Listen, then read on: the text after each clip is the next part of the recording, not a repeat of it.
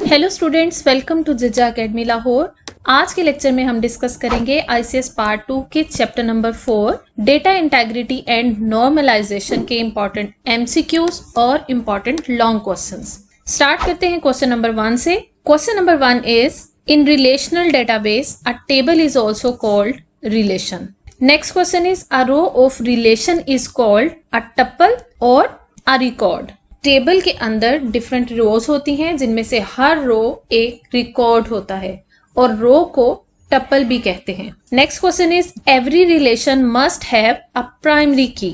Relational database में हर relation या हर table की एक प्राइमरी की जरूर होनी चाहिए। Data inconsistency is caused by redundant data.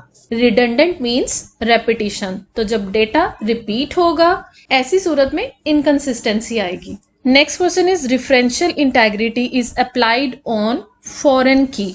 देखें, डेटा इंटेग्रिटी की हमने बात की थी कि reliability and correctness of data is called data integrity, और डेटा इंटेग्रिटी को इंश्योर करने के लिए इंटेग्रिटी कंस्ट्रेंट्स यूज की जाती हैं, जिनकी हमने दो टाइप्स पढ़ी, एंटिटी इंटेग्रिटी और differential integrity. Entity integrity primary की पर अप्लाई होती है और डिफरेंशियल इंटेग्रिटी फॉरेन की पर अप्लाई होती है।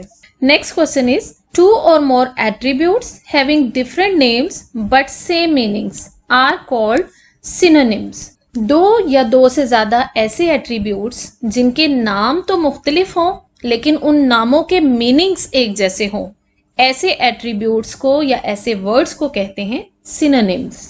Different attributes in two different tables having same name are referred to as homonym.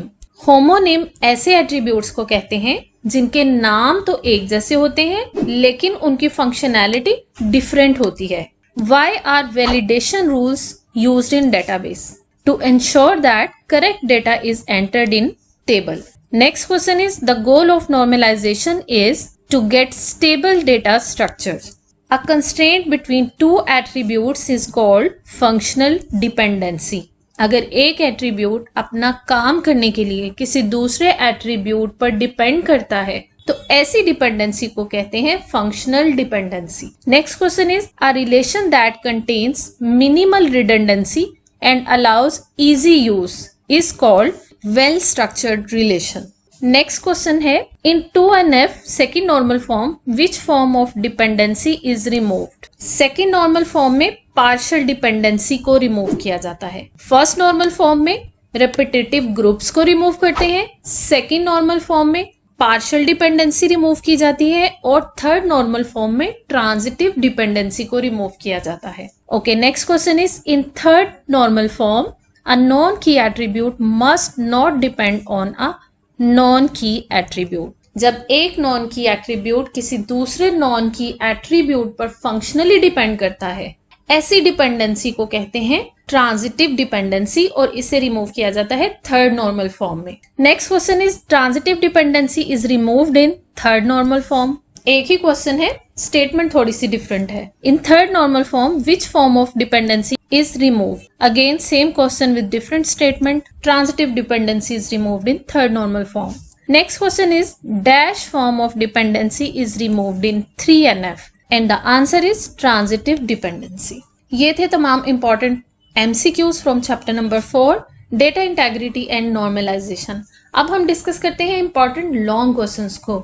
Normalisation का टॉपिक आपने कंप्लीट प्रिपेयर करना है, इंशाल्लाह ये क्वेश्चन आपके एग्जाम में जरूर आएगा। इस टॉपिक को प्रिपेयर करने के लिए मैंने आई बटन में नॉर्मलाइजेशन के लेक्चर का लिंक डाला है, आप वहां से इसे ओपन कर सकते हैं या फिर इस वीडियो के डिस्क्रिप्शन बॉक्स में से आप चैप्टर नंबर 4 के लेक्चर्स को खोलकर वहां से आप नॉर्मलाइजेशन के लेक्चर को व्यू कर सकते हैं, जिसमें first normal form, second normal form और थर्ड नॉर्मल फॉर्म डिटेल में एक्सप्लेन की गई है। नेक्स्ट लेक्चर में हम चैप्टर नंबर 4 के इंपॉर्टेंट शॉर्ट क्वेश्चंस को डिस्कस करेंगे। Thank you for watching. For more informative videos subscribe to my channel.